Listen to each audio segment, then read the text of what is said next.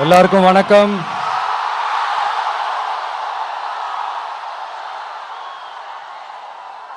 எல்லாரும் எப்படி இருக்கீங்க? சாப்பிட்டீங்களா?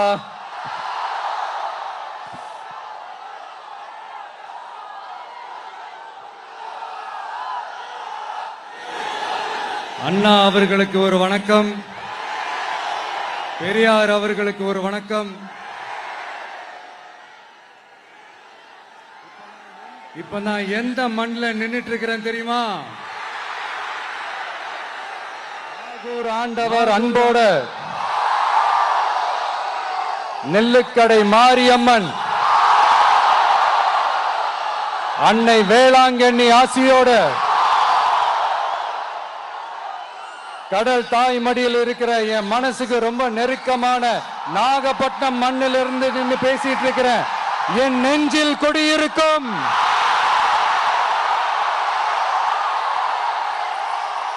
உங்கள் அனைவருக்கும் என்னைக்குமே ஒரு மீனவ நண்பனா இருக்கிற இந்த விஜயோட அன்பு வணக்கங்கள். இந்த கப்பல் இருந்து வந்து இறங்குற இந்த பொருட்களை எல்லாம் விற்கிறதுக்காக அந்த காலத்துல அந்தி கடையெல்லாம் நாகப்பட்டினத்தில் இருக்கும்னு கேள்விப்பட்டிருக்கிறேன். மீன் பிடிக்கிற தொழில், மற்ற தொழில்கள், இந்த விவசாயம், எந்த பக்கம் திரும்பினாலும் எப்படி பார்த்தாலும் உழைக்கிற மக்கள் இருக்கிற ஊர் தான் நம்ம நாகப்பட்டினம் ஊர். மத வேறுபாடே இல்லாத, அனைவருக்கும் பிடித்து போன, மத சார்பின்மைக்கு எடுத்துக்காட்டாக வாழ்ற உங்கள் அனைவருக்கும் மீண்டும் என்னுடைய சிரம் தாழ்ந்த ஸ்பெஷல் வணக்கங்கள். இந்த தமிழ்நாட்டில் இந்த மீன் ஏற்றுமதியில் 2வது இடத்துல இருக்கிறது நம்ம நாகப்பட்டினம் ஹார்பர் தான். ஆனா அங்க இந்த நவீன வசதிகளோட இந்த மீன் பதப்படுத்துற இந்த மாடர்ன் தொழிற்சாலைகள்லாம் இல்லை. அது மட்டும் இல்ல, இந்த அடிப்படை வசதிகள் கொண்ட இந்த வீடுகள்லாம் இல்லாம ரொம்ப அதிகமா இந்த குடிசை பகுதிகள் இருக்கிற ஊரும் நம்ம நாகப்பட்டினம் ஊரு தான்.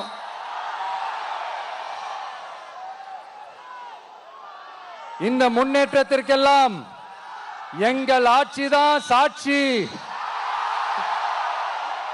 அப்படி இப்படின்ட்டு இந்த அடுக்குமொழியில பேசி அது நம்ம கேட்டு காதுல இருந்து ரத்தம் வந்ததா மிச்சம். இவங்க ஆண்டது பத்தாதா? இப்படி தவிக்கிறாங்களே நம்ம மக்கள், அது பத்தாதா?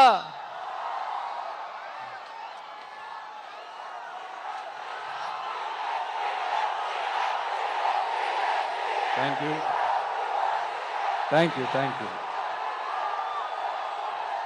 இந்த இலங்கை கடற்படையால நம்ம மீனவர்கள் தாக்கப்படுறதையும், அதுக்கான காரணத்தை பத்தியும், அதுக்கான தீர்வை பத்தியும் நான் மதுரை மாநாட்டிலே நான் பேசியிருந்தேன். அது ஒரு தப்பா? மீனவர்களுக்காக குரல் கொடுக்கறதும் அவங்களோட நிக்கிறதும் நம்மளுடைய கடமை, நம்மளுடைய உரிமை. நான் என்ன இன்னைக்கு நேத்தாங்க அவங்களுக்காக குரல் கொடுக்கிறேன். இதே நாகப்பட்டினத்துல 14 வருஷத்துக்கு முன்னாடி 2011 February 22 இதே நம்ம மீனவர்கள் தாக்கப்பட்டதை கண்டிச்சு ஒரு பொதுக்கூட்டம் ஒண்ணு நடத்தணும் இல்லையா? இந்த விஜய் களத்துக்கு வர்றது ஒண்ணு புதுசு இல்ல கண்ணா. எப்போ வந்தாச்சு. என்ன ஒண்ணு, முன்னாடிலாம் விஜய் மக்கள் இயக்கம் என்ற அந்த இயக்கமா வந்து நிற்போம். இப்ப தமிழக வெற்றி கழகம் என்ற அந்த ஒரு அரசியல் இயக்கமா வந்து நிக்கிறோம். அவ்வளவுதான் வித்தியாசம். அன்னைக்கும் சரி, இன்னைக்கும் சரி, இனிமேலும் சரி, மக்களுக்காக மக்களோட நிக்கிறது தான். இது புரிய வேண்டியவங்களுக்கு புரிஞ்சா சரி.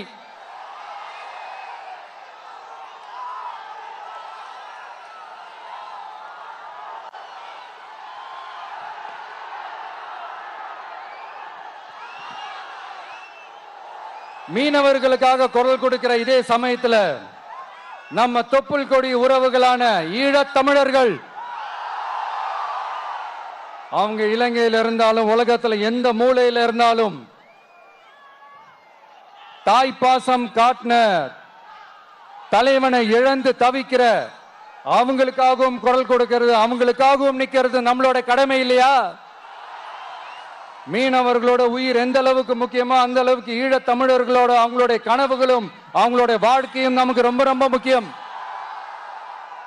நம்ம மீனவர்கள் படுற இந்த கஷ்டத்தை எல்லாம் பார்த்து ஒரு பெருசா ஒரு கடிதம் ஒண்ணு எழுதிட்டு அதுக்கப்புறம் கப்சிப்னு சைலண்டா போறதுக்கு நாம ஒண்ணு இந்த கபட நாடக திமுக அரசும் கிடையாது. மத்த மீனவர்கள்னா இந்திய மீனவர்கள், நம்ம மீனவர்கள்னா தமிழக மீனவர்கள், இப்படி பிரிச்சு பார்த்து பேசுறதுக்கு நாம ஒண்ணு பாசிச பாஜக அரசும் கிடையாது. நிரந்தரமான தீர்வு, நிரந்தரமான ஒரு இந்த ப்ராப்ளத்தை சால்வ் பண்றதுதான் நம்மளுடைய ஒரு முக்கியமான ஒரு அஜெண்டாவே. சரி, இப்ப நம்ம நாகப்பட்டினம் ஏரியாவுக்கு வருவோம்.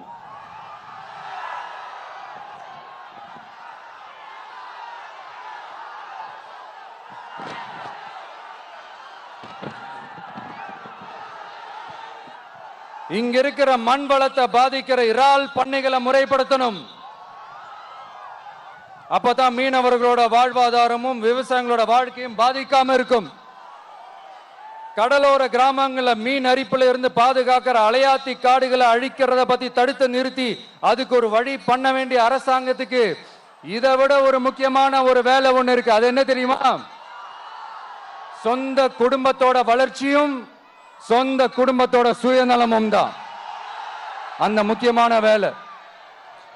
இங்க இருக்கிற மக்களுக்கு குடிக்க தண்ணி இல்லாம தவிக்கிறாங்க.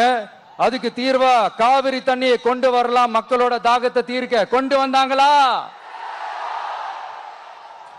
இவ்வளவு பாரம்பரிய கடல் சார்ந்த ஊர்ல ஒரு கவர்மெண்ட் மெரைன் காலேஜ் ஒன்னு கொண்டு வரலாம். கொண்டு வந்தாங்களா? மீன் சம்பந்தமான எந்த தொழிற்சாலையும் அமைக்கல. அமைச்சாங்களா? அட்லீஸ்ட் நிறைய பேருக்கு வேலை வாய்ப்பு கிடைக்கிற மாதிரி தொழில் வளர்த்தியாவது பெருக்கலாம், அதையாவது செஞ்சாங்களா? ஆனா ஒவ்வொரு டைமும் வெளிநாட்டுக்கு டூர் போயிட்டு வர்றப்பெல்லாம் அத்தனை கோடி முதலீடு, இத்தனை கோடி முதலீடுன்னு சிஎம் அவர்கள் சிரிச்சுக்கிட்டே சொல்லுவாரு.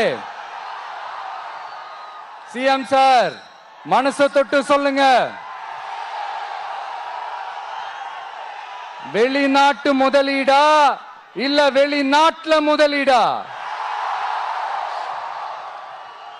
ஒட்டுமொத்த தமிழ்நாட்டுக்கும் முதலீடா இல்ல உங்க குடும்பத்தோட முதலீடு வெளிநாட்டுக்கு போகுதா?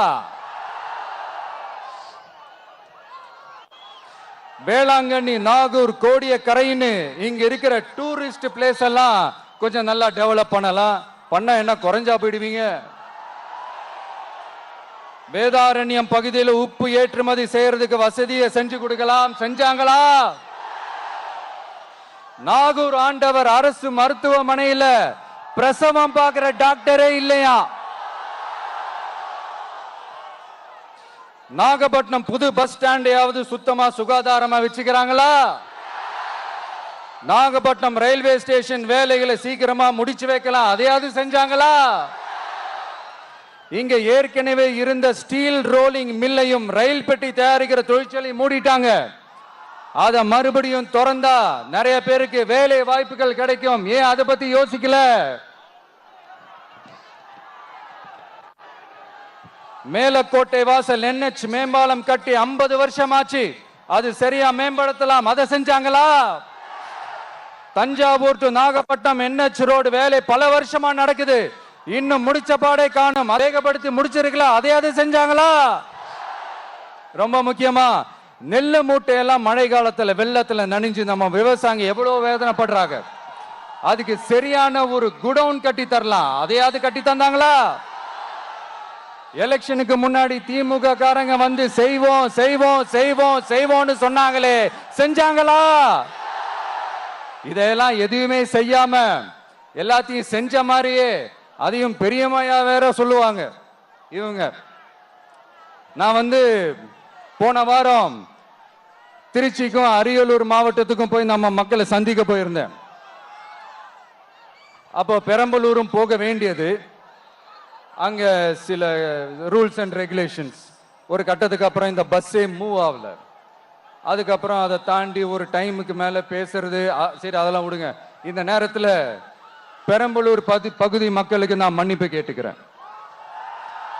சீக்கிரமாவே உங்களை தேடி நான் வருவேன் ஃபார் ஷுர். நம்ம இந்த டூர் பிளான், இந்த ஷெட்யூல் போட்டதுக்கு அப்புறம் அது என்னப்பா சனிக்கிழமை சனிக்கிழமை சனிக்கிழமை அப்படின்னு ஒன்று ஸ்டார்ட் ஆச்சு. அது ஒன்றும் இல்லை, உங்க எல்லாரையும் பார்க்கும்போது உங்களுக்கு எந்த விதமான டிஸ்டர்பன்ஸும் இருந்துடக்கூடாது. முக்கியமா உங்களுடைய வேலைகளுக்கு எந்த விதமான டிஸ்டர்பன்ஸும் இருந்துடக்கூடாது அப்படின்ற ஒரே காரணத்துக்காக தான் இப்படி வீக்கெண்டா பார்த்து இப்படி இந்த பிளானை ஷெட்யூல் பண்ணோம். லீவு நாட்கள்ல ஓய்வு நாட்கள்ல வரணும்ன்றதான் அந்த எண்ணமே. அது மட்டும் இல்ல, அரசியல்ல சில பேருக்கு நம்ம ஓய்வும் கொடுக்கணும் இல்லையா? அதனாலதான் இந்த ஓய்வு நாட்களா பார்த்து இப்படி செலக்ட் பண்ணோம். சரி, இப்ப நம்ம மக்களை சந்திக்கிறதுக்கு, நம்ம சொந்தங்களை சந்திக்கிறதுக்கு எத்தனை கட்டுப்பாடுங்க. அந்த இடத்துல பர்மிஷன் இல்ல, இந்த இடத்துல பர்மிஷன் இல்ல. ஆனா அதுக்கான காரணங்கள்லாம் நீங்க கேட்டீங்கன்னா சொத்தையான காரணமா இருக்கும். அங்க பேசக்கூடாது, இங்க பேசக்கூடாது, 5 நிமிஷம் தான் பேசணும், 10 நிமிஷம் தான் பேசணும். நான் பேசுறதே 3 நிமிஷம் தான். அதுலயும் அது பேசக்கூடாது, இதை பேசக்கூடாதுன்னு சொன்னா அப்புறம் தான் எதை தான் பேசுறது. அரியலூர்ல போனப்போ நான் கரெக்டா அந்த ஊருக்கு போறதுக்கு முன்னாடி அந்த ஏரியாலேயே அந்த பவர் கட்டு. அப்புறம் நான் திருச்சிக்கு போய் நான் பேச ஆரம்பிச்சதுக்கு அப்புறம் அந்த ஸ்பீக்கருக்கு போற அந்த வயரு கட்டு. இல்ல, நான் தெரியாம தான் கேட்கிறேன் சிஎம் சார்.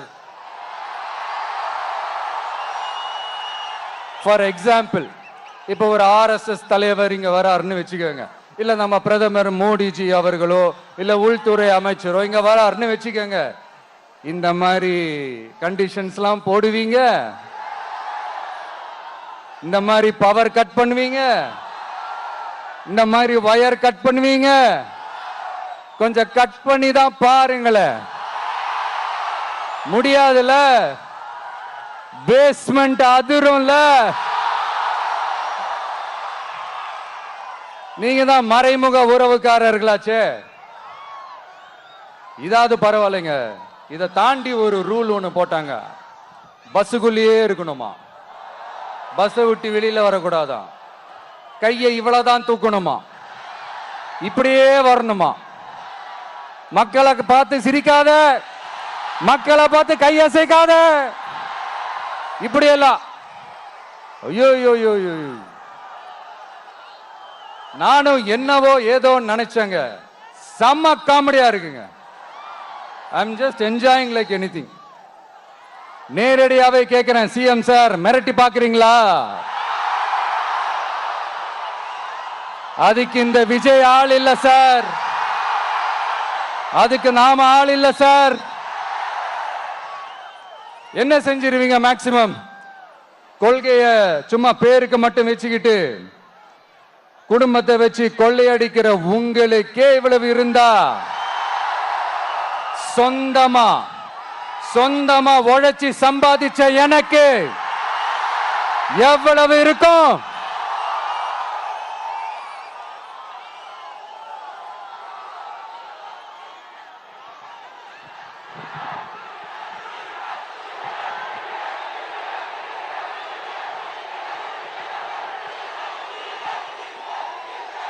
தேங்க்யூ நண்பா.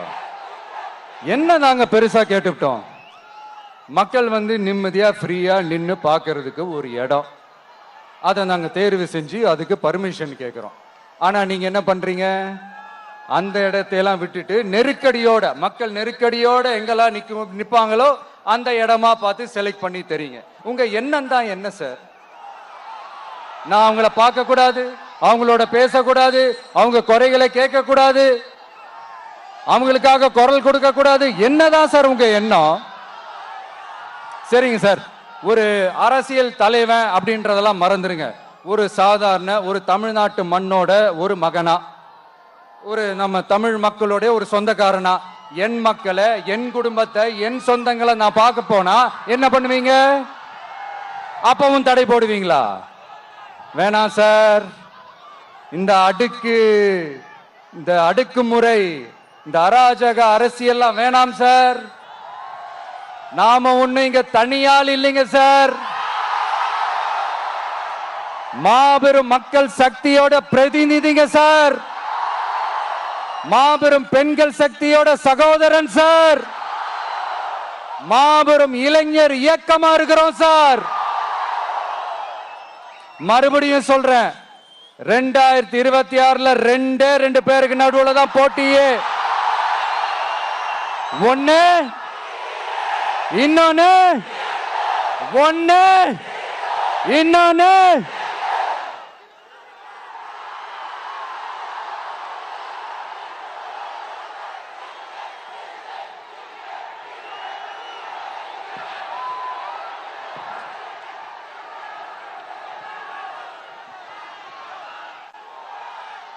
இந்த பூச்சாண்டி வேலையெல்லாம் காட்டுறதை விட்டுட்டு தில்லா கெத்தா நேர்மையா எலெக்ஷனை சந்திக்க வாங்க சார்.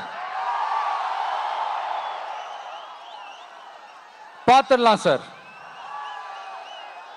கொள்கையை பேருக்கு மட்டும் வச்சுக்கிட்டு குடும்பத்தை வச்சு தமிழ்நாட்டை கொள்ளையடிக்கிற நீங்களா, இல்ல தமிழ்நாட்டில் இருக்கிற ஒவ்வொரு வீட்டுக்குள்ளேயும் ஒருத்தனா இருக்கிற நானா, இந்த விஜயா? பார்த்துடலாம் சார். இனிமேலும் இந்த தடைகள்லாம் போட்டீங்கன்னா நான் நேரடியா மக்கள்கிட்டயே பர்மிஷன் கேட்டுருவேன். மக்களே நீங்க சொல்லுங்க, நான் உங்களை பார்க்க வரக்கூடாதா? நான் உங்களோட பேசக்கூடாதா? உங்க குறைகளை நான் கேட்க கூடாதா? உங்களுக்காக நான் குரல் கொடுக்க கூடாதா? இப்படி நமக்கு தடையா போடுறாங்களே, இந்த திமுக அரசு மறுபடியும் ஆட்சிக்கு வரணுமா? உங்க நல்லதுக்காக நம்ம உங்க டிவிக்கு ஆட்சி அமையணுமா? சத்தமா கேட்டுச்சா மை டியர்? ஏன்பா, நான் தான் அப்பவே சொன்னல, அவருக்கு ஆசையா பாசமா கூப்பிட்டா பிடிக்க மாட்டேங்குது. ஏன்பா மறுபடியும்? கேட்டுச்சா சிஎம் சார்?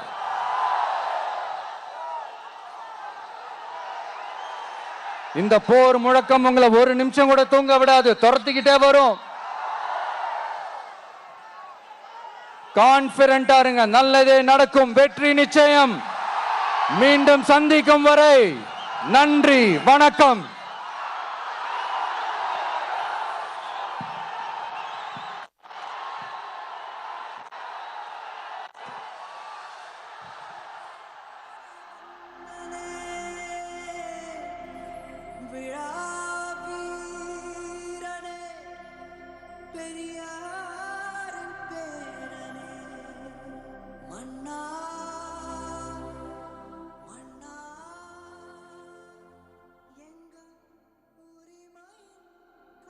உடனுக்குடன் செய்திகளை தெரிந்து கொள்ள சன் நியூஸ் பெல் ஐகானை கிளிக் பண்ணுங்க.